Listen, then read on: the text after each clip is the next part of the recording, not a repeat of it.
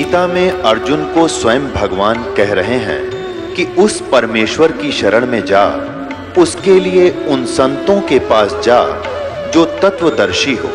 इसी प्रकार हजरत मोहम्मद को उनका अल्लाह कह रहा है कि कोई और पूर्ण परमात्मा है, उसको पाने के लिए उन तत्वदर्शी संत की तलाश कर। वो प्रभु कौन है, ये जानने के लिए कृपया अवश्य सुनिए जगत गुरु तत्वदर्शी संत रामपाल जी महाराज के अमृत वचन। अब ये बातें विचार करने की हैं कि हम कहाँ खड़े हैं और क्या कर रहे हैं। ये काल का जाल है, ज्योत निरंजन इस ब्रह्म का अव्यक्त जिसे कहते हैं। अब ये अपने फरिश्ते भेज के इन भोली आत्माओं को डरा धमका के, और कई बार वो काल स्वयं आकर इनके हजरत मोहम्मद के शरीर में प्रवेश कर करता बोलता है, फिर उनको लिख लिया जाता था। और जिनको आज इन कुरानों का प्रारूप दे दिया, जो भी उनके मुख से निकली या कोई फरिश्ता लेकर आया, वो सभी की सबकी बना करके ये इस काल के द्वारा दी हुई ये ज्ञान है। जैसे गीता को श्री कृष्ण में प्रवेश करके और उस काल में बोल दी, लेकिन ज्ञान तो सही दिया उस परमेश्वर का, तो बाकी जो अटकड़ें लाई वो अपने लेवल की वो अधूरी लगा रखे, जिससे ये दोषी होते जा रहे हैं सारा समाज। अब इसके बाद क्या होता है, इसी जीवनी के 158 पृष्ठ पर आपको दिखाते हैं। अब क्या हुआ, जब एक दिन हजरत मोहम्मद अपनी एक रिश्ते में बहन के पास बैठे थे, उमा हानी कहते हैं उसको, और उसको अपना सारा जिक्र बताया। क्या बताया कि मैं जैसे रात को सोया हुआ भी था, कुछ जाग भी रहा था, इतने में जबरील नाम का देवता आया और मुझे काबा से दूर ले गया, और वहां मेरे अंदर से मेरा सीना चाक किया, मेरी छाती काट दी, और उसमें से गंध निकाल के और उसमें हीरों की मेरी एक शुभ मंगल में मेरे संस्कार कर दिए।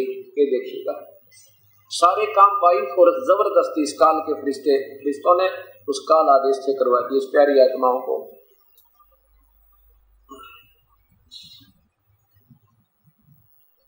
इसके 158 पृष्ठ पर देखिए, उमे हानी ये इनकी बहन थी रिश्ते में। उमा हानी हैरान थी कि वे आपके पास आकर बैठ गई और बोली, जरा तफसील से बताइए क्या क्या हुआ और कैसा हुआ। आप सल्लल्लाहु ने फरमाया कि उमे हानी, मैं सो रहा था, अचानक मुझे ऐसा लगा जैसे कोई मुझे जगा रहा है। मेरी आंखें खुल गई, क्या देखा कि हजरत जबरील छत पार करके मेरे पास आ गए। यह मेरे लिए बिल्कुल नई घटना थी, इससे पहले तो मैं कभी इस तरह नहीं आए थे। पहले तो वे कभी इस तरह नहीं आए थे, वे जब कभी जाहिर होते तो सामने होते थे। उन्होंने मेरा हाथ पकड़ा, मुझको लेकर काबा के पास हतीम के स्थान पर आए, वहां मुझे लेटा दिया, फिर मेरा सीना चाक किया। उसके बाद सोने की एक थाली लाए, वह थाली ईमान और हिकमत से भरी हुई थी, उसे मेरे सीने में उलेट दिया, फिर सीना बंद कर दिया। उसके बाद बहुत सफेद जानवर आया, वह जानवर खच्चर से थोड़ा जरा बड़ा छोटा और गधे से कुछ बड़ा था। उस पर हम दोनों सवार हो गए, पलक झपकते बैताल मकसद पहुंच गए। वहां पहुंचकर मैंने नमाज पढ़ी, फिर पीछे दूसरे सारे नबियों ने नमाज पढ़ी। अब देखो 161 पे, प्यारे नबी सल्लल्लाहु आज रात बुराक नामक एक जानवर आया, ये बता रहे हैं हजरत मोहम्मद। उस पर बैठकर मैंने बैतुल मकसिद की सैर की। वहां पहुंचा तो नबियों की जमात थी, जिसमें हजरत मूसा जी, ईसा जी, हजरत सारे देखे। नबी इब्राहिम थे, मूसा और ईसा जी भी थे। मैंने उन सबको नमाज भी पढ़ाई। अब 164 पर देखना, ये चीज फिर देखना जानते हैं। आपको पहले थोड़ा मौखिक बताता हूँ। अब ये जबरदस्ती ये काल का देवता फरिश्ता बिठा के इस प्यारी आत्मा को ऊपर ले गया। ऊपर ना जाने कितने लोग हैं, छोटे मोटे टुकड़े इनके बने हुए स्वर्ग में, और वहाँ पर अलग अलग स्थान है इन सब, जैसे जो पूजा करके जाता है। कुछ समय इनकी वहाँ पुण्य स्वर्ग में होते हैं, उसके बाद फिर ये सब 84 लाख दुनिया में आते हैं।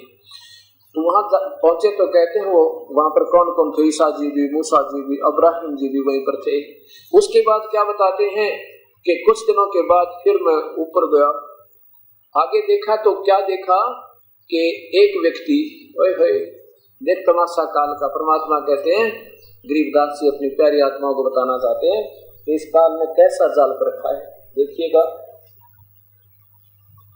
ये लोग देखना,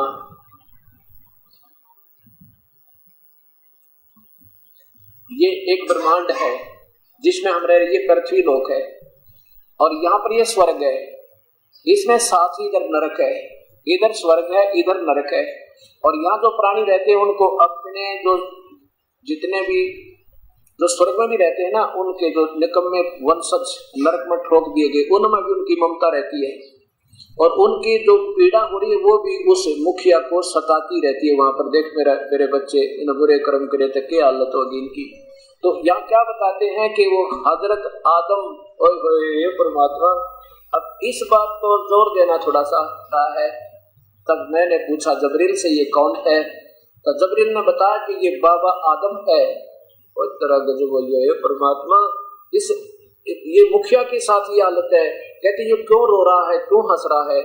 कि इधर इसके पुत्र नरक में ठोक रखे और उनने जो कुकर्म किए वो अब इनको देख कर ये रो रहा है कि मेरे बेटों ने, मेरे वंशजों ने जो जुल्म किए उनको आज कितनी भयंकर सजा पा रहे हैं। और इधर स्वर्ग में जो अच्छे कर्म करने वाले स्वर्गिष्ठ में हैं उनको देखकर प्रसन्न हो जाता है। कभी रो रहा है, कभी हंस रहा है। हे परमात्मा, ये हालत तो इनके बेस्ट पहुंचे हुए उन मुखिया की है जो सर्वोपरि और सर्वश्रेष्ठ माने जाते हैं। आम व्यक्ति की क्या हालत होगी? परमात्मा कबीर साहब ये बताना चाहते हैं। अब देख लो मुसलमान और हिंदुओं, अब क्या हालत होगी आपकी, अब कहाँ खड़े हो? अब यहाँ से फिर देखिए, ये वही जीवनी हजरत मोहम्मद सल्लल्लाहु अलैहि वसल्लम और इसके प्रश्न नंबर 164 पे, प्यारे नबी सल्लल्लाहु यानी मोहम्मद जी को अपने सच्चे साथियों के बीच बैठे अल्लाह ने उनको जो बड़ी बड़ी नेमतें दी थी उनका जिक्र करने लगे। यानी हजरत मोहम्मद नीचे आके बता रहे हैं अपने साथियों में बैठ कर, मेरे साथ ऐसे ऐसे हुआ। बैतुल मकदिस से आकाश पर जाने का हाल भी सुनाया, वहां कुदरत के जो जलवे देखे उनका भी बयान किया, हाल सुनाया। क्या बताया कि बैतुल मकसिद से आकाश पर जाने का हाल सुनाया, वहां कुदरत के जो जलवे देखे थे उनका भी बयान किया। आप सल्लल्लाहु ने फरमाया कि इस तरह हजरत जबरील इस तरह हजरत जबरील अलही मुझे पहले आकाश में ले गया, पहले आकाश में ले गए। वहां इंसानों के बाप हजरत आदम अलही मिले और तेरेगी, वहां कहते हैं हजरत आदम मिले, बाबा आदम। उनका हाल यह था कि जब दाईं ओर देखते तो खिल उठते, हंसने लगते और बाईं ओर देखते तो मारे गम के आंसू भर लेते, क्योंकि दाईं ओर उनके नेक औलाद के कर्म थे और बाईं ओर बाद के हजरत आदम अलैहि के ने बाईं ओर बाद के। कहने का भाव यह है कि एक तरफ दाईं ओर तो उसकी अच्छी संतान थे और बाईं ओर उनके जो निकम्मी संतान के कर्म थे।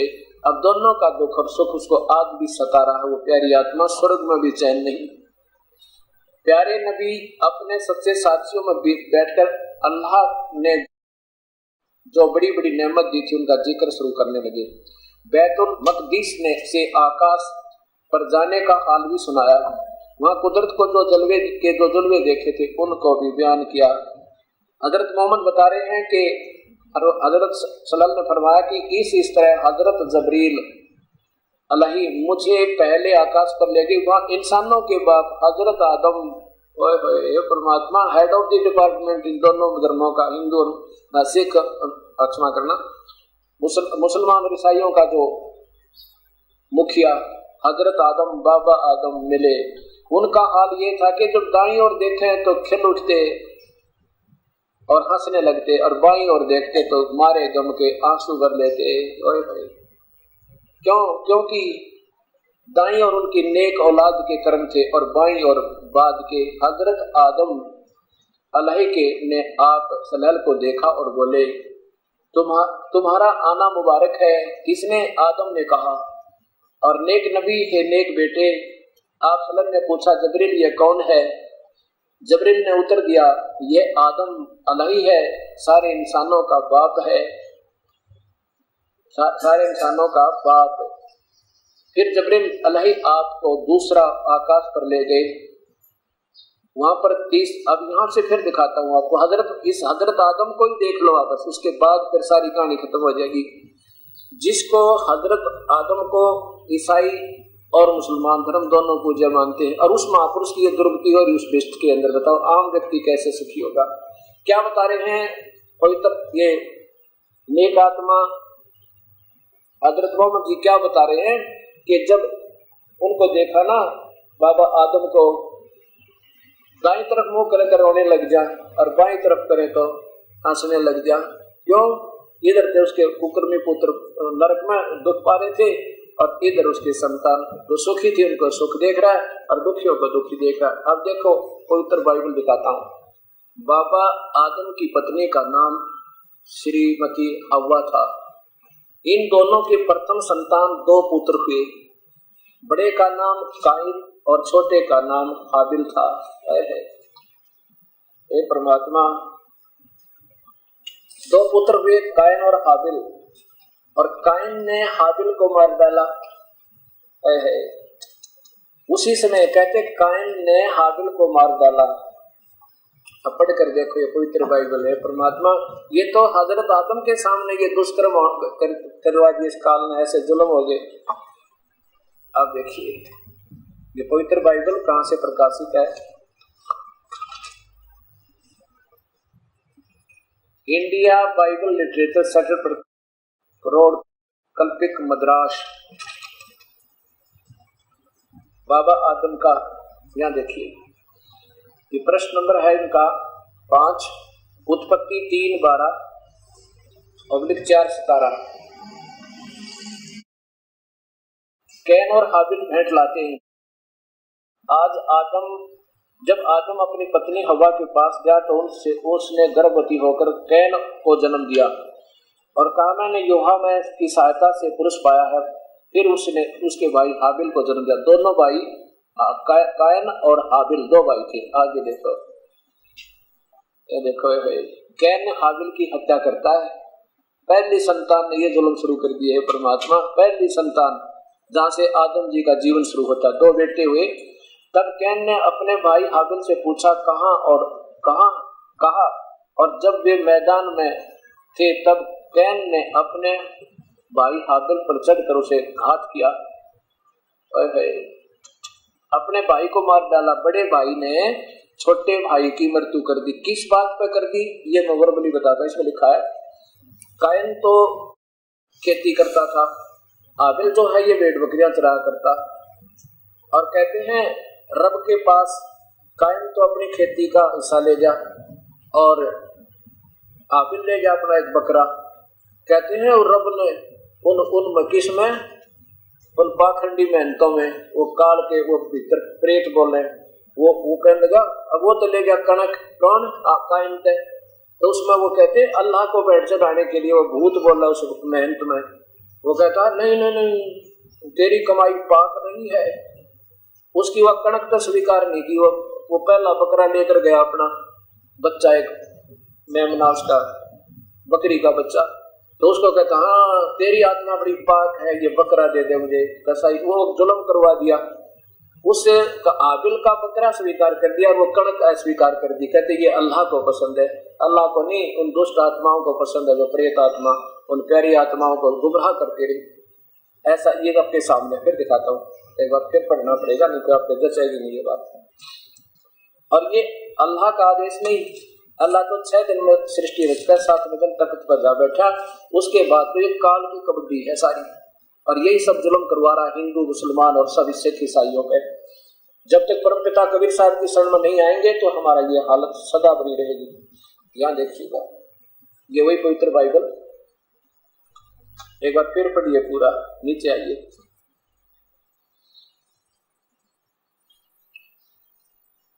ये तो आपने पढ़ लिया।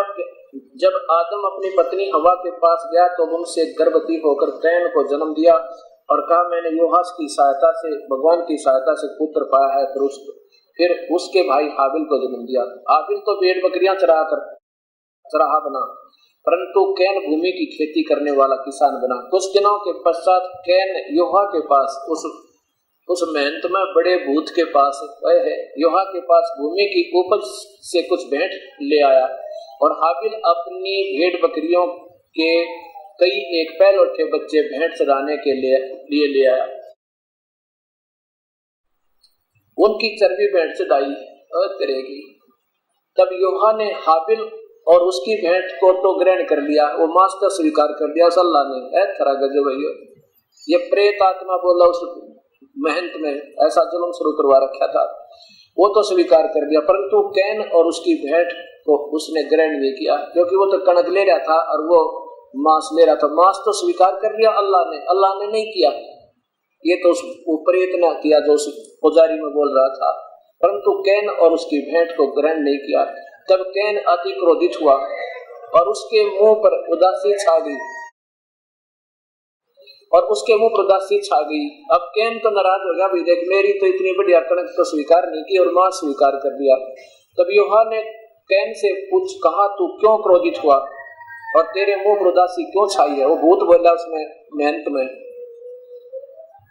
छा गई। यदि तू भला करे तो क्या तेरी भेंट ग्रहण नहीं की जाएगी, और यदि तू भला न करे तो पाप द्वार पर छिपा रहता है और उसकी लालसा तेरी ओर होगी और तू पर प्रभुता करेगा। कैन हाबिल की हत्या करता है, तो कैन ने अपने भाई हाबिल से कुछ कहा, और जब ये दो मैदान में थे तब कैन ने अपने भाई हाबिल पर चढ़कर उसे घात किया, मार दिया। तब योहा ने कैन से पूछा तेरा भाई हाबिल कहाँ है? वो भूत ने पूछा। उसने कहा मालूम नहीं, क्या मैं अपने भाई का रखवाला हूँ? गुस्से में आकर कहेंगे। उसने कहा तूने क्या किया?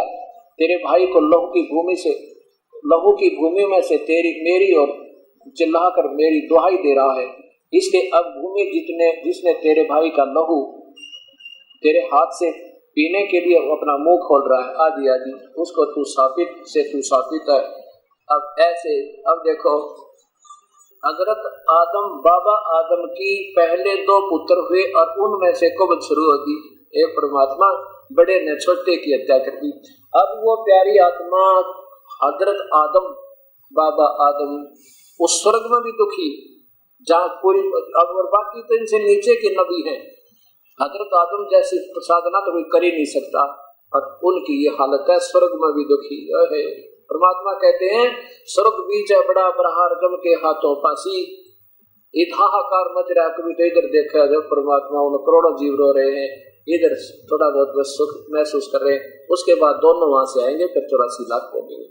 अब आपके सामने ये प्रसंग चल रहा है कि बाबा आदम दाई तरफ देखता है तो खुश हो जाता है, और बाई तरफ देखता है तो रो रहा है। उन जालिमों के जुल्म देख के अपनी ही संतान के, जब ऐसे महापुरुष की संतान जिसे जुल्म करेगी तो आम बता कैसे कंट्रोल होगा, जब तक पूर्ण परमात्मा परम पिता कबीर परमेश्वर की शरण नहीं मिलेगी। जबरीन ने बताया कि इंसानों के बाप हजरत आदम हैं, उनका हाल यह था कि दाईं ओर देखते तो खिल उठते, हंसने लगते, और बाईं ओर देखते तो मारे गम के आंसू भर लेते, क्योंकि दाईं ओर उनके नेक संतान औलाद के कर्म थे, और बाईं और बाद के नहीं, उसके समय जुल्म हो गया था, आंखें के सामने शुरू हो गई थी बदकर्म करने, क्योंकि परम पिता के बिना ये पाप कर्म कट नहीं सकते। हजरत आदम अलैहि ने आपको देखा और उससे बोले, फिर उसे पूछा, जबरील से पूछा ये कौन है जो मुझे आशीर्वाद दे रहा है? तुम्हारा आना मुबारक है नेक नबी। हजरत आदम कह रहे हजरत मोहम्मद को कि तेरा आना नेक है बेटा, ये नेक बेटे। आप सल्लल्लाहु ने पूछा जबरील ये कौन है? जबरील ने जवाब दिया कि ये आदम है, सारे इंसान के बाप। आगे देखो ये परमात्मा फिर कहाँ चले, तुम्हारा आना। उसके बाद जबरील आप दूसरे आकाश पर ले गए, फिर तीसरे फरिश्ते आगे बढ़ते गए। आप सल्लल्लाहु नबी के पास थे, पास से गुजरे, मनमोहक शब्द कानों से गूंजते हैं, तुम्हारा आना मुबारक है, हे नेक नबी, हे नेक भाई। इस तरह आप 7वें आकाश पर पहुंच गए। वहां हजरत इब्राहिम मिले, देखते ही बोले, तुम्हारा आना मुबारक है नेक नबी, हे नेक बेटे। आप आगे बढ़े और बढ़ते ही गए। रास्ते में सौंदर्य रूप भी देखे, प्रकोप के दृश्य भी, हजारों फरिश्ते भी नजर आए, सजदे पड़े हुए रब का गुणगान कर रहे थे। बढ़ते बढ़ते आप अल्लाह सिंहासन के करीब पहुंच गए। सिंहासन तो देखा न, सिंहासन देखा नहीं, आगे पर्दा लगा हुआ था। ये काल ऐसे चाल चला, यही पर इस ब्रह्मांड में इसने एक ऐसा कर रखा स्थान जहाँ पर ये किसी से पर्दे के पीछे बात करता है। अल्लाह के सिंहासन के करीब पहुंच गई। वहां आप चलन पर आप और उम्मत पर 50 नमाजें फर्ज हुई। आकाशवाणी कर दी, 50 नमाज किया करो। काल में भी अंदर पर्दे के अंदर थे आप। वहां आप सलल पर और आप की उम्मत पर 50 नमाजें फर्ज हुई। वापस हुए तो हजरत मूसा मिले रास्ते में, पास से गुजर हुआ। कहिए क्या फर्ज हुआ उम्मत पर? उन्होंने देखते ही पूछा, किसने? मूसा ने पूछा कि क्या हुक्म है अल्लाह का? आपने नबी मोहम्मद ने कहा कि 50 नमाजें। मूसा जी बोले, लौट कर जाइए, रब से कमी करने की दरखास्त कीजिए, तो घनी नमाज होगी, कुछ कम करवाइए। फिर वापस गए तो फिर क्या किया? तो फिर जाइए और उन्हें क्या, वापस गए और कमी करने की दरखास्त की। अल्लाह ने आधी नमाज कम कर दी, 25 कर दी। फिर मूसा जी के पास आए तो मुलाकात हुई, उन्होंने सुना तो फरमाया कि फिर जाइए। मूसा जी बोले फिर वापस जाइए, फिर कम करने की दरखास्त कीजिए, इतनी नमाजें भी उम्मत पर कठिन होंगी। आप फिर लौट गए अल्लाह के तख्त के पास, यानी पर्दे के पीछे बोले वो कमी का अनुरोध किया। अल्लाह ने दरखास्त कबूल कर ली और कुछ नमाज फिर कम कर दी। वापस फिर मूसा अलैहिस्सलाम को बताया तो उन्होंने आपसे फिर कहा कि फिर जाइए और कमी की फिर गुजारिश कीजिए। आप सल्लल्लाहु फिर फरिश्ते आप फिर तशरीफ ले गए। अल्लाह ने इस बार 5 नमाजें कर दी और फरमाया ये 5 नमाज हैं, लेकिन सवाब इन 50 का ही है, मेरे फैसले बदला नहीं करते, वापस जाइए। अब देखो, इस बात को ध्यानपूर्वक और विशेष विचार से सोचना होगा। अगर भगवान अल्लाह की तरफ बोल रहे हैं तो आकार जरूर है उसका, बिना आकार के बोल रहे कि, और वो ऐसे गुप्त रहता है, सबको धोखा दे के वो अल्लाह काल भी ना बोल रहा है। कोई और देवता की ड्यूटी ला दे यो, अब पीछे बैठ जाता है जाके, वो कहता जाइए ऐसे करिए, जाइए ऐसे करिए। अब ये बड़ी आत्मा ने ये सोच लिया कि हमने जो आज मिला है वो परम पिता का सच्चा मार्ग मिल गया। अब इसके ऊपर पूरा मुसलमान धर्म इन्हीं पूजाओं पर आधारित है, जिसके कारण ना, और ऐसे ही पूरा ईसाई धर्म, ना बाबा आदम सुखी और बाकी सुखी हो कैसे। अगर मोहम्मद का जीवन आपने देख लिया और बाकी देखिए। अब फिर आइए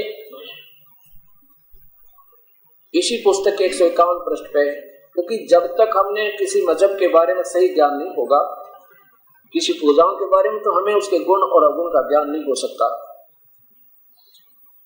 इस प्यारी आत्मा ने उस जबरील के ड्राइव के आदेश से जगह जगह जाकर यह प्रचार शुरू किया और कहा कि मूर्ति पूजा बंद कर दो, मेरे पास सत भक्ति है, इसका पालन करो। लेकिन लोगों ने इनके साथ बड़े जुल्म किए, उस समय इनकी बातों को नहीं माना।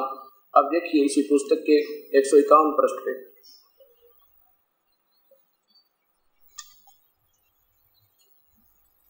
मोहम्मद सल्लल्लाहु कुरैश के जुल्मों से जब तंग आ गए और उनकी ज्यादतियां बर्दाश्त से बाहर हो गई, आप सल्लल्लाहु को ताइफ जाने का फैसला, आपने ताइफ में, यानी ताइफ क्षेत्र, वहां जाने का फैसला किया शहर में। उसमें आप बहुत ज्यादा दुखी थे। फिर उस दुख के साथ में तन्हाई भी आपको बेचैन किए दे रही थी। आपके दिल पर क्या बीत रही थी, इसे शब्दों में बयान नहीं किया जा सकता। आप ताइफ गए और किसी को खबर भी ना हुई। वहां आप क्यों पहुंच गए? केवल इसलिए कि शायद वहां वाले लोग मदद करें और आपको कुछ राहत मिले। नबी सल्लल्लाहु ताइफ पहुंचे तो मामला ही कुछ और था। मदद करना तो दूर रहा, अलग रहा, उन्होंने आपको वहां ठहरना भी पसंद नहीं किया। पूरी हट करने से नबूवत का इनकार कर दिया, आपके पैगाम को झुठला दिया और बड़ी बेशर्मी के साथ आपके ओर से मुंह मोड़ दिया। अब देखिए 152 पृष्ठ पे, ये परमात्मा, ये बड़ी आत्मा यहाँ बहुत दुखी कर दिए थे लोगों ने। इनको डंडे मारे, पत्थर मारे, वहां पहुंच गए। वहां इससे भी बुरा हाल कर दिया कि एक सरदार से कहा, तुम लोगों ने मेरी बात तो मानी नहीं, वहां के लोगों से कहा कि मेरी बात तो मानी नहीं, लेकिन कम से कम मेरे मामले को छिपाए रखना और ना बताइए किसी तरह कि मैं वहां गया था, मेरी बात ना मानी। लेकिन वे इस पर भी राजी नहीं हुए, बल्कि ताइफ के गुंडों और लंपटों को भी आपके खिलाफ उबार दिया। इन जालिमों ने आपके पैरों पर पत्थर मारे, बरसाए की जूतियां खून से उबर गई। जब आप जख्मों से निढाल हो जाते, पत्थर खाते खाते बेदम हो जाते तो बैठ जाते। इन जालिमों को फिर भी तरस नहीं आता, वे आपको हाथ पकड़कर खड़ा करते और जब आप चलने लगते तो फिर पत्थरों की वर्षा शुरू हो जाती। साथ ही दुष्ट पाप को आपको गालियां भी देते, तालियां भी बजाते। अफसोस, मानव जगत का कितना विकृत और दुख दृश्य था ये। आप तो ऐसे दया में बदले बादल थे जिसकी मानव उपमन को जरूरत थी, किंतु लोग कितने नादान थे कि उन्हें आपको सताने ही में मजा आ रहा था। अब ये बातें सारी विचार करनी है कि क्या कहता है इस हालत में, हे रब, मैं अपनी बेबसी, बेचारगी और लोगों में कितनी रुतवाही की रियाद तुझी से करता हूँ। हे सबसे बड़े दयालु, हे कमजोरों का रब है तू, मेरा भी रब है। तो मुझे किसके हवाले कर रहा है? क्या किसी पराये के जो मुझे देखकर त्योड़ी चढ़ाए, या किसी से दुश्मन के जिसे तूने मुझ पर पूरा अधिकार दे दिया हो। अब रो रहा है इस काल के आगे प्यारी आत्मा, इसको पूर्ण परमात्मा मान के इस धोखेबाज काल को ना सामने आता, ना सच बताता, और झूठी कथा ये अपनी लेवल की पूजा करवा के इन प्यारी आत्माओं को दुख पर दुख दे के और एक नकली स्वर्ग बना रखा हुआ पर बाबा आदम जैसे दुख पा रहे, और ये प्यारी आत्मा कहाँ जाकर सुख पाएंगी। तो ऐसे सोचना होगा कि हम जो पूजा कर रहे हैं वो पूर्ण परमात्मा की ना होकर केवल ब्रह्म तक की है, जिसके कारण सुख नहीं बल्कि दुख बढ़ रहे। अब आगे क्या दिखाते हैं आपको, हजरत मोहम्मद जी की 11 शादियां हुई। अब ये देखना, हजरत मोहम्मद जी की 11 शादियां, ये क्या है, फज़ाइल अमाल।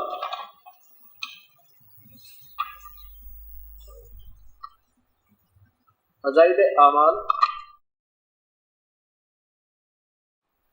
शेखुल हदीस मौलाना मोहम्मद ज़करिया कंदवल्लवी रह, ये कहां से प्रकाशित है?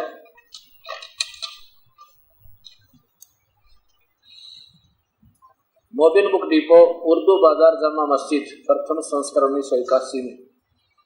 कंपोजर ये नीचे लिखा, यहाँ देखिए 100, ये है कि हिकायते साहबा मालूमात, हजूर सल्लल्लाहु की बीवियां और औलाद। यहाँ देखिएगा, हजूर अक़सद सल्लल्लाहु अलैहि वसल्लम यानी हजरत मोहम्मद का निकाह जिन पर मुदसीन और मुकर्रिखीन का इत्फाक है 11 औरतों से हुआ। आगे देखिए, इससे ज्यादा में इख्तिलाफ और इस पर भी इत्फाक है कि इन सब में पहला निकाह हजरत खदीजा से हुआ जो बेवा थी, विधवा थी। हजूर सल्लल्लाहु की उम्र सिर्फ 25 वर्ष की थी और हजरत खदीजा की उम्र 40 वर्ष थी। आगे देखिए, पहले उस हजरत खदीजा रजिस के निकाह की सबसे अव्वल तवीज वर्का बिन आखिर से हुई थी कि मगर निकाह तो नौबत नहीं हुई, यानी ब्याह तो हो नहीं पाया, लेकिन बात चली थी, फिर वो मर गया वर्का। इसके बाद 2 शख्सों से निकाह हुआ, ब्याह हुआ। पहले का नाम अतीक बिन आइज से हुआ, जिनसे एक लड़की पैदा हुई जिसका नाम हिंद था, और दूसरा अतीक के बाद हजरत खदीजा का निकाह यानी ब्याह अबू हाला से हुआ, जिनसे हिंद और हाला 2 औलाद हुई। नीचे देखो, अबू हाला की मृत्यु के इंतकाल के बाद हजूर अक़सद अक़दस सल्लल्लाहु अलैहि यानी हजरत मोहम्मद से निकाह हुआ, खदीजा का सलम से निकाह हुआ, ब्याह हुआ। जिस वक्त हजरत खदीजा की उम्र 40 वर्ष की थी और निकाह के बाद 25 वर्ष हजूर निकाह में रही। यानी 65 वर्ष की उम्र में रही, और रम जानसन 10 नबी 65 वर्ष की उम्र में इंतकाल फरमाया। 65 वर्ष की उम्र में हजरत खदीजा की मृत्यु हुई, यानी 25 वर्ष उनके साथ हुई। अब देखो इसके 194 पृष्ठ। इनके अलावा एक सौदा और भी थी जो कुरैश की ही है। हजूर सल्लल्लाहु अलैहि वसल्लम ने उनसे निकाह का इरादा फरमाया। उन्होंने अर्ज किया, इसने उस सौदा ने, कि मुझे सारी दुनिया में सबसे ज्यादा महबूब आप हैं, मगर मेरे 5-6 बच्चे हैं। मुझे यह बात गरा है कि आपके सिरहाने रोएं चिल्लाएं। हजूर सल्लल्लाहु अलैहि वसल्लम ने उनकी यह बात को पसंद फरमाया और तारीफ की और निकाह का इरादा मुलतवी फरमा दिया। अब देखिए, विचार करना पड़ेगा इन बातों पर। हमने ये देखना है कि इनमें कितनी दयालुता थी हजरत मोहम्मद के अंदर। एक विधवा थी जिसके 6 बच्चे, और उसने कहा कि मैं आपकी हर बातों से, आपके ज्ञान से बड़ी प्रभावित हूँ और मैं आपसे शादी करना चाहती हूँ। अब यहाँ ये भी देखना पड़ेगा कि इस महापुरुष ने एक शादी का उद्देश्य केवल विलास नहीं, बल्कि वो रहम और दया थी, क्योंकि ये स्वयं उस सतीथी थे, गुजरे थे। हजरत मोहम्मद जी बचपन में बाप मर गया था। इसको मालूम है कि जिस बच्चे का बाप मर गया उसकी कैसे परवरिश हो सकती है, कैसा दुख होगा उन बच्चों पर, और फिर माँ मर गया तो कहना कि। तो ऐसे उस दया दृष्टि से को मद्देनजर रखते हुए बाद में इन्होंने उस औरत से भी शादी करवाना, यानी उद्देश्य उनका क्यों ये था कि ये 6 बच्चों का उद्धार हो जाए, बेचारे ना जाने कहाँ दुख पाएंगे। तो इन्होंने अपनी भक्ति को बिल्कुल श्रेष्ठ मान रखा था, क्योंकि जब एक ऊपर तो फरिश्ता आकर और सारी बात बता दे तो कोई भी चाहे कितना टीरी खाओ उसने तो यह बात माननी पड़े। इस उद्देश्य से इन्होंने पहली इस औरत को भी स्वीकृति दे दी जिसके 6 बालक थे, और वो कह रही थी कि आपने दुखी क्या करेंगे। इन्होंने फिर भी दयालुता दिखाई, कोई बात नहीं, तो अल्लाह के बच्चे हैं, क्योंकि ये पिछले जन्म के ऋषि थे और संतों में दयालुता फुट फुट कबरी होती है। आगे देखो फिर क्या शादियां हुई। ये वही फजाइल अमाल प्रश्न नंबर 193 पे, और हिकायत साबा ये इसका हेडिंग यानी चल रहा है।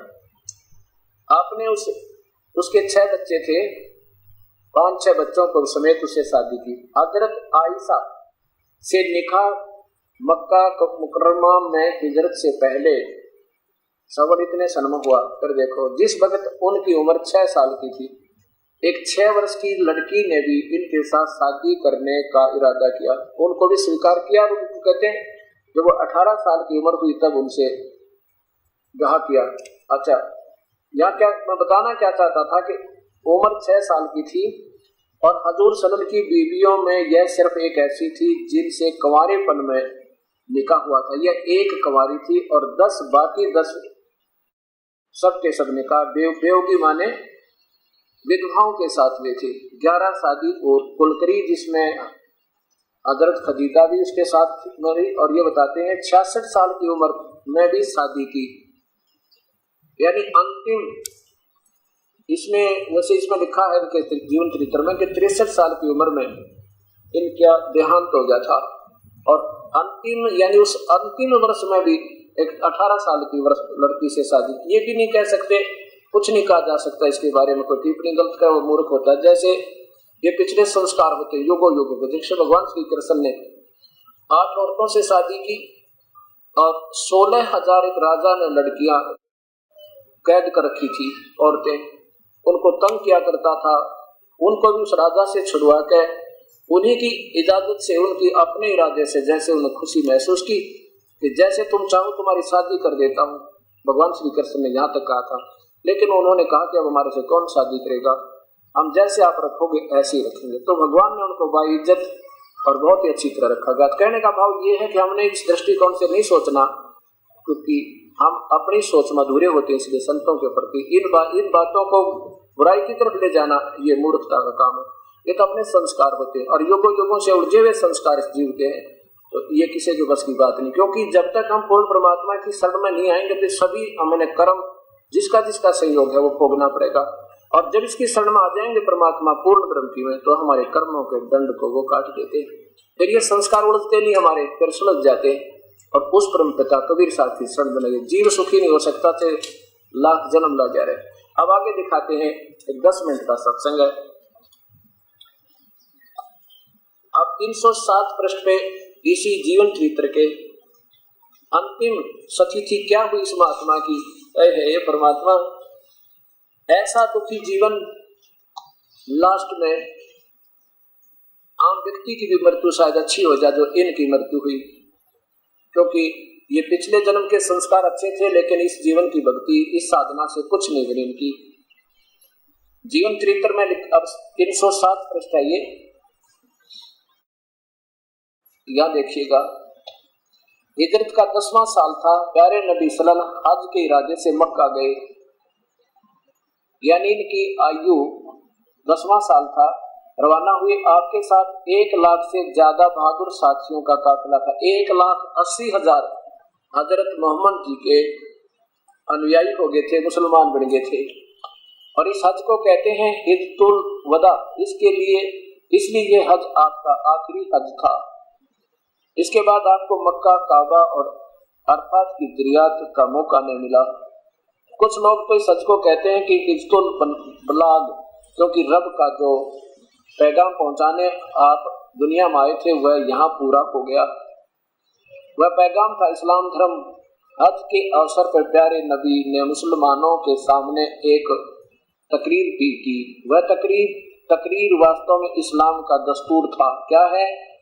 शुरुआत करते हैं कि आपने बताया अंतिम समय में फरमाया, प्यारे भाइयों, मैं जो कुछ कह रहा हूँ ध्यान दे सुनो, क्योंकि हो सकता है इस साल के बाद मैं तुमसे यहाँ न मिल सकूं। इसके बाद आपने सारे मुसलमानों को आखिरी वसीयत की।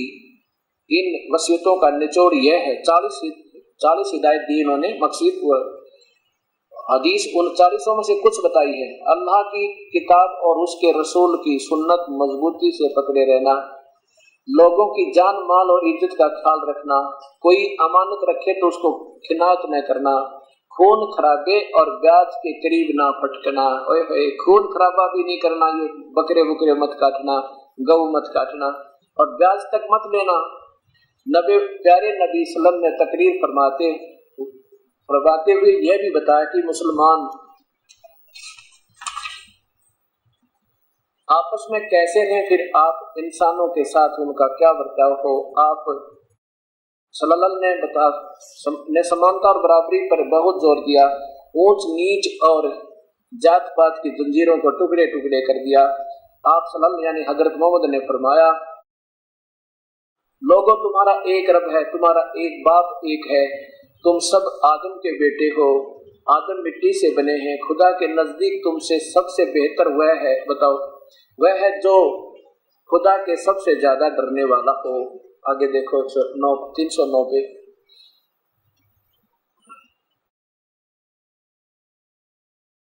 हिज्जतुल बाद को अभी 3 महीने से ज्यादा न गुजरे थे कि प्यारे नबी सल्लल्लाहु बीमारी का हमला हुआ, और वह भी इतना जोरदार कि इससे पहले कभी ना हुआ था। बुखार इतना तेज हुआ कि आंखों की नींद उड़ गई। नीचे देखिए, आप हजरत मोहम्मद ने सारी बीवियों को बुलाया, उनसे हजरत आयशा रज़ी से यहाँ ठहरने की इजाजत ली। सारी बीवियां खुशी होकर तैयार हो गई, यानी एक के पास रुक जाऊं, मैं भी ज्यादा नहीं घूम सकता, मैं अंतिम समय पर हूँ। कमजोरी बहुत ज्यादा थी, बेसहारा आप सल्लल्लाहु के लिए अब मुमकिन नहीं था। हजरत कमजोरी बहुत ज्यादा थी, बेसहारा चलना आप सल्लल्लाहु के लिए अब मुमकिन न था। हजरत अली और हजरत अब्बास आपको सहारा देकर बड़ी परेशानियों से हजरत आयशा के यहाँ ले आए। सिर दर्द से ज्यादती के कारण आपके सिर में रुमाल भी बांधा था। आगे देखो 311 पे। यही कारण है कि जब आप बीमार हुए और तबीयत संभलती हुई मालूम न हुई तो बीबियां बेचैन होगी, साथ ही बेकरार होगी। प्यारे नबी, उन्हीं से कहो नमाज पढ़ाएं। किसको? हजरत आयशा ने दोबारा वही बात अर्ज की। प्यारे नबी तकलीफ से बेचैन थे, गुस्से से आवाज काफी बुलंद हो गई। फरमाया, कहो अबू बकर से ही वही नमाज पढ़ाए। आगे देखो फिर आपने फरमाया, मुसलमानों, मैंने वही चीज हलाल की है जो हलाल अल्लाह ने हलाल की है, और उसी चीज को हराम किया जिसको अल्लाह ने हराम किया है। मुसलमानों, किसी को मैंने मारा हो तो वह यह पीठ हाजिर है कि मुझे भी वह मार ले। अंत में कितनी प्यारी बात कहें, भाई मेरे से गलती होगी ना तो माफ कर लो, मेरे से किसी को कुछ कहा गया तो मुझे 2 जूत मार लो, किसी को मैंने कुछ कहा हो तो वह भी मुझसे कह ले, किसी का मैंने कुछ लिया हो तो वह मुझसे वापस ले ले। अब नीचे देखो, तकलीफ बहुत बढ़ गई थी, बुखार इतना तेज हुआ कि पूरा शरीर जलने लगा। बुखार इतना तेज था कि बार बार आप बेहोश हो जाते थे। पास ही एक बर्तन में ठंडा पानी था, आप उसमें हाथ डालते और चेहरे पर मलते। हे परमात्मा, देख कितनी मुंडी दुर्गति होकर मर रहे हैं, प्यारी आत्मा शरीर छोड़ रहे हैं। बेचैनी थी। ठीक उसी वक्त आपके होंठ हिलने और कानों में ये शब्द सुने, यहूदियों और ईसाइयों पर अल्लाह की लानत हो कि वे अपने पैगंबरों की कब्रों पर सजदे करने लगे। नीचे देखो, कमजोरी हर क्षण बढ़ती जा रही थी, मौत धीरे धीरे सरकती आ रही थी।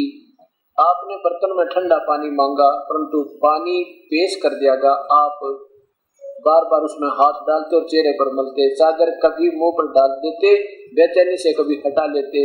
उस समय निरंतर आपके मुख से ये शब्द निकल रहे थे, हे अल्लाह, न जा, जान निकलने के समय की परेशानियों को झेलना मेरे लिए आसान कर दे। परमात्मा, ये बंदी छोड़, आम व्यक्ति से भी बुरी तरह मर रहे हैं क्योंकि इनकी भक्ति सही नहीं थी, नहीं तो आराम से जाना था इस प्यारी आत्मा ने। हे अल्लाह, न जा, जान निकलने के समय की परेशानियों को झेलना मेरे लिए आसान कर दे।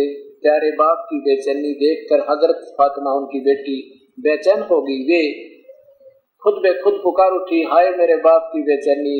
आपने सुना तो फरमाया, आज के बाद फिर तुम्हारा बाप बेचैन नहीं होगा, आज मर जाऊंगा बेटी मैं दुख में। अपराह्न का समय था, दोपहर के बाद, सीने में सांस धड़क रही थी। इतने में आप सलल के होठ हिले और कानों में ये आवाज आई, हे परमात्मा, हे मेरे मालिक। देखो 315 पे, नमाज गुलामों से अच्छा सलूक। फिर हाथ ऊपर उठे, आपने उंगली से इशारा किया और फरमाया, अब और कोई नहीं, बस वही सबसे बड़ा साथी। यह कहते कहते हाथ लटके, आंखें छत से लग गई और पवित्र आत्मा रब से जाग गई। अब देखो,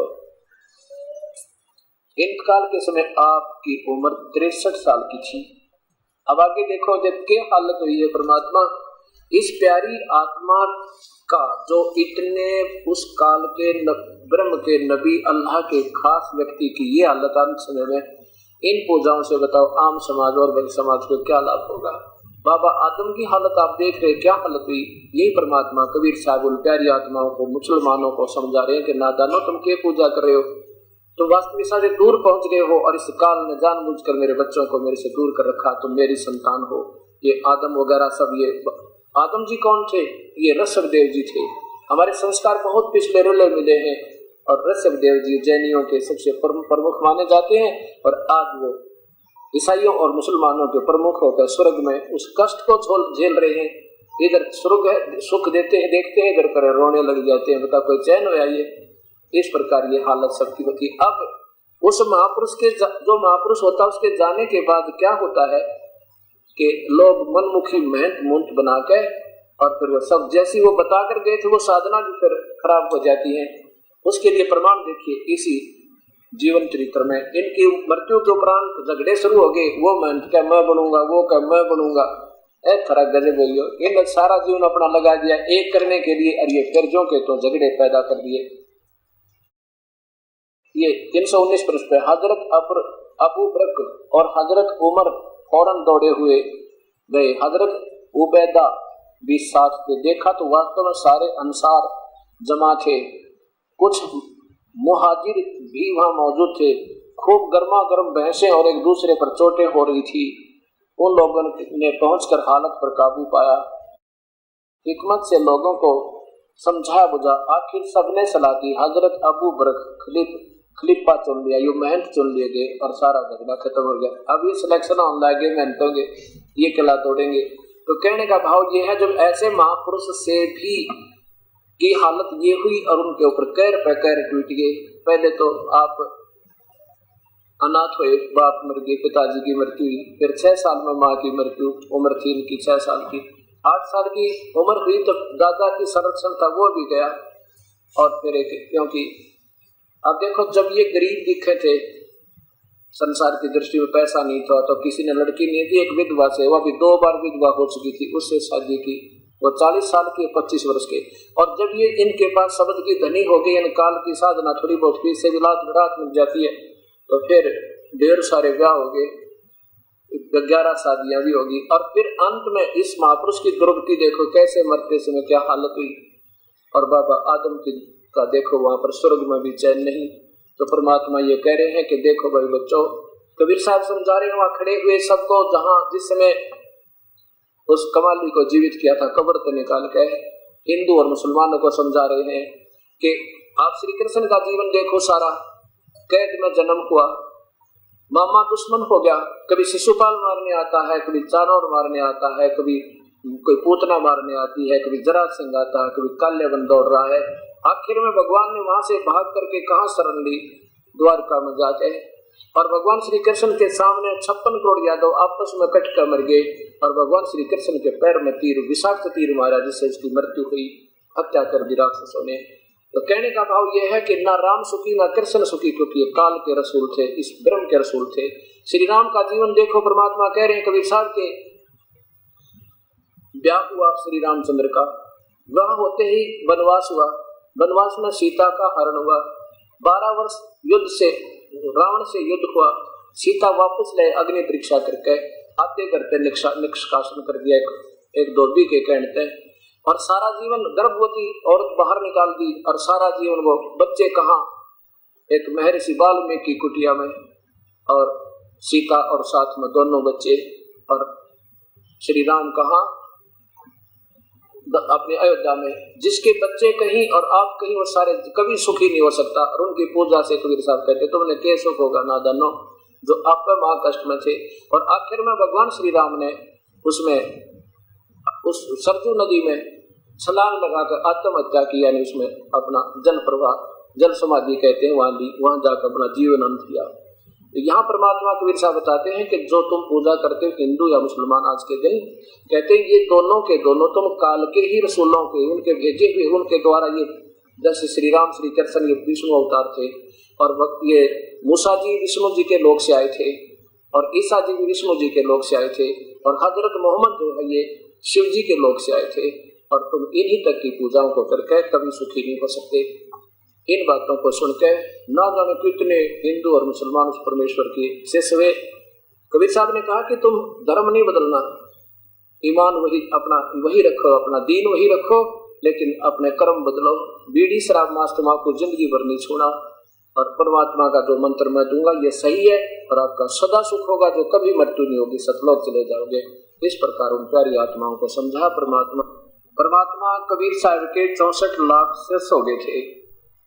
64 लाख शिष्य उस परम पिता के उन समर्थता को देखकर और सत उपदेशों को देखकर उस परम पिता के 64 लाख शिष्य हो गए थे। तो कहा करते थे, फिर भी कुछ लोग कहते थे, लिखा अब किस ने समझावा, एक तो ठीक बताने वाला करोड़ जो है दूसरी मार्गदर्शन करने वाले, लेकिन अब वो समय नहीं रहा। अब तो आपके सामने प्रमाण है, और सब पवित्र शास्त्र सामने है, और साथ में इन महापुरुषों के लिखे हुए लेख भी आपके पास है। अब निर्णय करने में देर नहीं लगेगी, जिसमें भक्ति करनी है, ये कोई समय दिया परमेश्वर ने, अब अपना कर्म बनाओ और सत भक्ति करके बेड़ा पार करो। बोलो सतगुरुदेव की जय। परम पिता परमात्मा सतगुरु कबीर परमेश्वर की असीम रजा से ये सत्ज्ञान प्रभु प्रेमी पुण्यात्माओं के पास पहुंच रहा है। जैसा आज सुबह के सत्संग में पुण्यात्माओं ने सुना, जीवनी आदरणीय श्री हजरत मोहम्मद जी की, और साथ में उनके साथ कितना कष्ट रहा, ये सब ऐसा क्यों हो रहा है, इसके ऊपर हम विचार करेंगे जब बात बनेगी। हमने ये भूल जाना चाहिए कि हम किस जाति या मजहब से संबंधित हैं। हमें ये याद रखना होगा कि हम मानव हैं। आज कोई हिंदू है तो कल मुसलमान के घर जन्म लेगा। ये परमात्मा की तरफ से कोई बाधा नहीं है, कोई परमात्मा की तरफ से रिस्ट्रिक्शन नहीं है। हम अगर पीछे थोड़ी सी दृष्टि दौड़ाएं तो न पहले कोई हिंदू था, ना मुसलमान, सिख, ना ईसाई। अपने पूर्वज एक थे। हमारे आपस में रले मिले संस्कार है, उनके आधार पर आप देख रहे हो। जैसे गुरु नानक देव जी कौन थे? ये पहले राजा अम्बरीश थे, और राजा अम्बरीश सतयुग में ये पुण्यात्मा ने बहुत की भगवान विष्णु की, और वहां पुण्य क्षीण होने के उपरांत फिर राजा जनक बने। राजा जनक के समय में इन्होंने बहुत अच्छी साधनाएं की। उसके बाद ये गुरु नानक देव जी बने।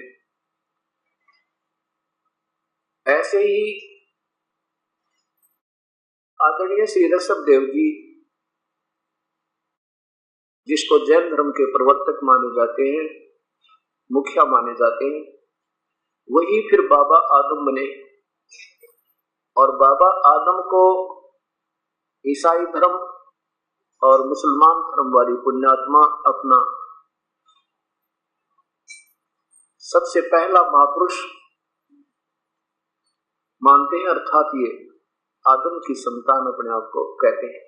आज सुबह के सत्संग में आपने देखा कि बाबा आदम कितने दुखी इस स्वर्ग में जाकर, और जब इनकी ये पुण्य कमाई समाप्त हो जाएगी उसके बाद ना जाने क्या होगा, ना जाने कितने कष्ट पे कष्ट इन पुण्य आत्माओं को आएंगे। और स्वर्ग में अब क्या सुख है? बाबा आदम को भी तो सुख नहीं है। दाईं और मुख करते हैं तो आनंद होता है, और बाईं और मुख करते आंखों में आंसू बह जाते हैं। वहां भी चैन नहीं एक पल की। और जब ये पुण्य, ये भी कोई सुख नहीं, और जब ये सुख ये स्वर्ग समय समाप्त होगा फिर 84 लाख योनियों में जाना पड़ेगा।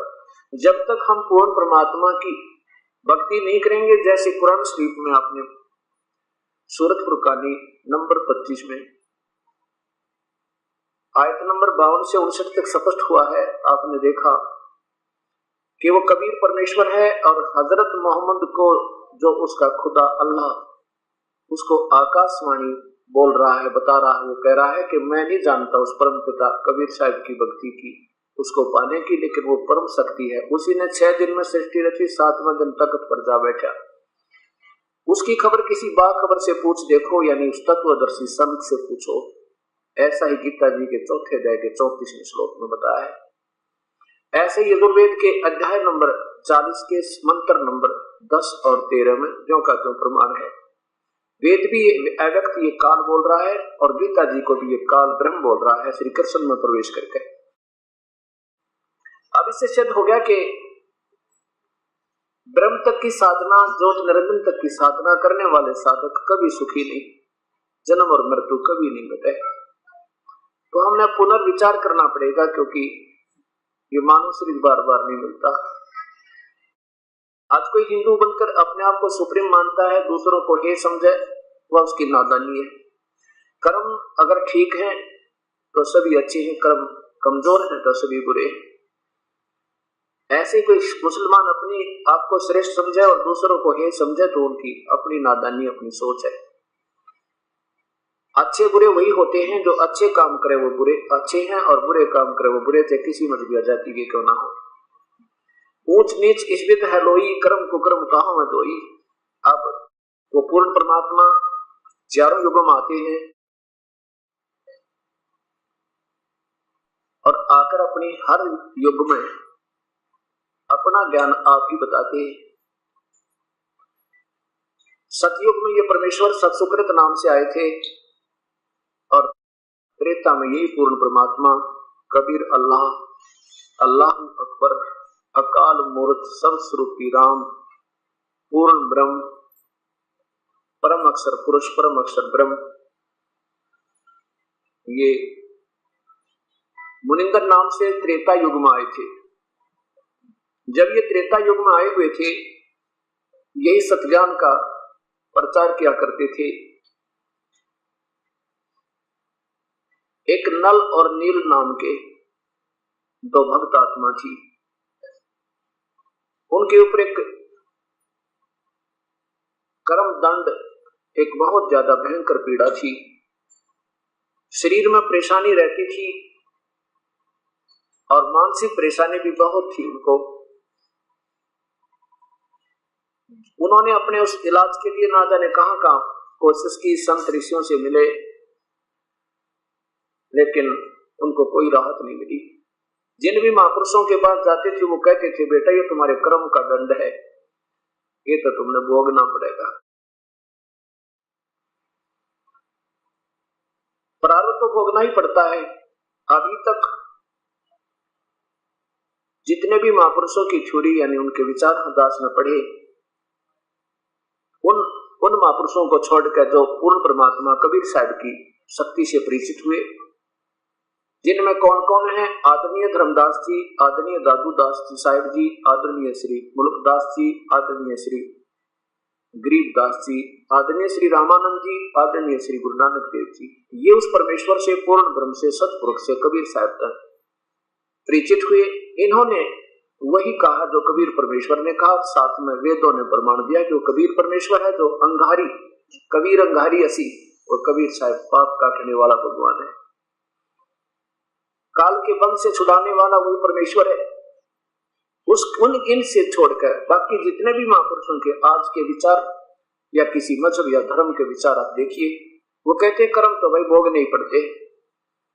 और जब ये दास हनुमान पुजारी था, श्री कृष्ण राम के उपासक थे, उसमें कोई भक्त कोई कहता भाई बड़ा कष्ट आया हुआ है, तो संत के पास जाते थे। वो संत लोग कहा करते थे भाई ये कर्म तो बेटा तुझे भोगना ही पड़ेगा। उदाहरण दिया करते थे, भगवान श्री राम ने बाली को मारा था, सुग्रीव के भाई को, और उसका दंड भी वही भोगना पड़ा उसने। कब? वही भगवान विष्णु की श्री राम बनकर आए, वही भगवान विष्णु श्री कृष्ण बनकर आए। तब भगवान श्री कृष्ण के पैर में उस बाली वाली आत्मा जो एक शिकारी बना हुआ था द्वापर युग में, भगवान श्री कृष्ण के पैर में तीर मारा, जहर से बुझा हुआ यानी विषाक्त तीर मारा, और जिससे भगवान श्री कृष्ण की मृत्यु हुई। तो इस प्रकार बताया करते थे, जब भगवानों ने भी दंड भोगने पड़ते हैं कर्म के, तो आम प्राणी कैसे बचे भाई? हाँ, कहते थे भक्ति करो अगले जीवन सुखी होगा। अब देखो किसी के पैर में कांटा लगाओ और कांटे से पीड़ा हो, और किसी के पास वो पूछे मेरे पैर में दर्द है, इसका कुछ इलाज करो, वो कहे कांटा लगा है। भाई कांटा तो निकलेगा नहीं, जूते पहन ले। बता, कांटा लगे पैर में जूते पहन नहीं सकता। वो तो कांटा निकला, फिर जूते जब पहने उस डर से कहीं फेर ना लग जा। ऐसे किसी प्राणी को कर्म का दंड हो और वो दंड उसका कट जा, उस परम पिता परमेश्वर की शक्ति है, उसको सुख हो जाओ, फिर वो श्रद्धा बढ़ा भगवान में, और इस डर से वो फिर राम नाम का जूता पहने कि हे भगवान फिर ये कर्म का दंड फिर ना आ जा, अर्थात ये कर्म कांटा फिर ना चुभ जा। इस डर से अगर भक्ति करे उसका बेड़ा पार हो। नल और नील सब जगह घूमकर आखिर में यही सोच लिया था कि ये तो आजीवन दुख भोगना पड़ेगा, और दुखी प्राणी पर ना भक्ति होती है ना कोई सेवा बन सकती। एक दिन वो प्यारी आत्मा उस परम पिता के सत्संग में पहुंच गई। दोनों ने चरण छुए तो परमात्मा ने दोनों नल और नील के सिर पे हाथ स्पर्श किया, आशीर्वाद मात्र पे वो स्वस्थ हो गए। ऐसे हो गए जैसे बीमार नाम की कोई वस्तु नहीं थी, वैसे कभी दर्द उनको था ही नहीं। अब जो ही उन्होंने ये एकदम ऐसा महसूस हुआ जैसे हल्का फुल्का शरीर हुआ, दोनों के दोनों चरणों में पड़ गए, आंखों में पानी भरकर रो रहे हैं। कहते हैं परवरदिगार, ए मालिक कहाँ छुपे थे दाता, ए परमेश्वर हम तो आजीवन दुख था हमारा, तो जहाँ भी हम गए सभी ने यही कहा था कि ये कर्म तो बेटा भोगने पड़ेंगे। ए परमात्मा आप कहाँ छुपे थे ये कर्म दंड काटने वाले परमेश्वर। कबीर साहब ने कहा बेटा जिन भगवानों की वो संत आस्था किए हुए आश्रय लिए हुए हैं, उन ब्रह्म, परब्रह्म ब्रह्म और ब्रह्मा विष्णु महेश या कोई और देवता कर्म के दंड को नहीं काट सकते। वो ज्यों का त्यों वर्क दंड दे सकते हैं, किए कर्म का फल दे सकते हैं। और पूर्ण परमात्मा जो पूर्ण ब्रह्म है, परमात्मा अपने को छुपा कर कहते हैं मैं उसका नुमाइंदा आया हूं, और उसकी शक्ति से ये दास सबका ये दुख निवारण कर रहा है, और वो परमात्मा सारे दुख दूर कर सकता है। फिर परमात्मा ने वो सृष्टि रचना सुनाई सत्संग में। अब दोनों पुण्यात्माओं के जब दुख निवारण हो गया था, एक असाध्य रोग कष्ट हो गया, तो फिर वो ऐसे प्रेम तो सत्संग सुने, एक एक बात हृदय में पहुंचे और उपदेश ले लिया। परमेश्वर ने कहा बेटा उपदेश लो तुम। कबीर साहब ने कहा उपदेश लो, ये तो आपको एक फ्री में ये तो मुफ्त में अपनी कोटे लाभ दिया, तुम्हारा कर्म दंड काट के अब तुम नाम की कमाई करो, और कमाई करके फिर अपना सुखी हो, फिर सतलोक जाना, तुम्हें सतलोक ले चलेंगे। वहां जाने के बाद कभी मृत्यु प्राणी की नहीं होती, ना कोई कष्ट होता।